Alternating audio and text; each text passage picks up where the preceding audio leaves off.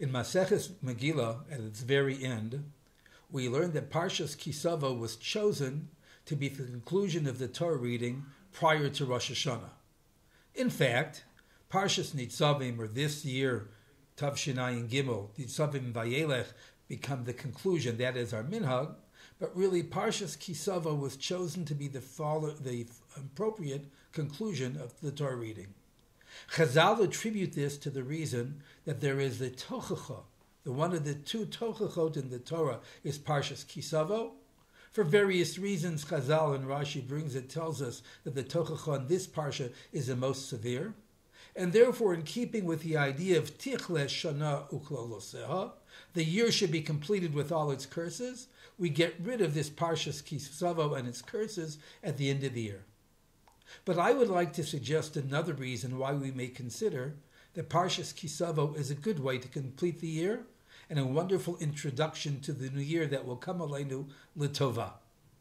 Let us look at the beginning of Parshas KiTavo, and we know that there are two aspects there in the very beginning.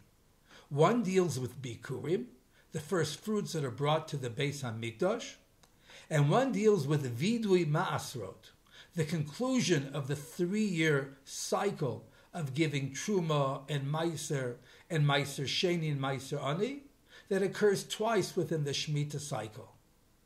The Torah tells us in Parshas KiTavo that when the 3-year cycle is completed and one has fulfilled all his obligations, he recites Vidui Masros, the confession. He did the Masros appropriately and he didn't sin.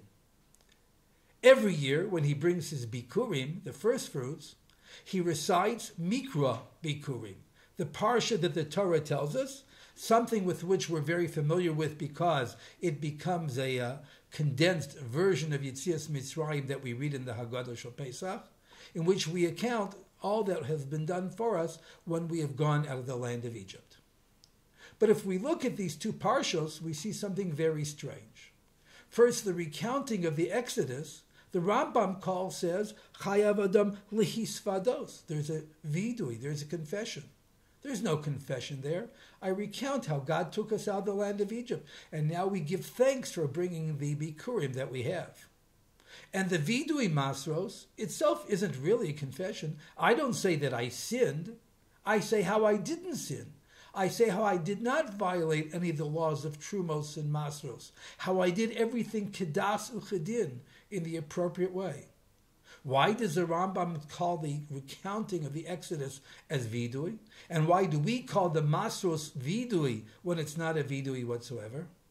I think the answer is as follows. When I begin a new epic in my life, I need to take an account for myself of what's important for me. I have to see how things are going to begin. And in that way, I channel and I direct myself towards the end. Vidui is not merely a confession, it's an acknowledgement. When I start off on my new path, when I bring Bikurim, the first fruits, I remember where they come from. They come from the Ribbono Shalom, they come from God.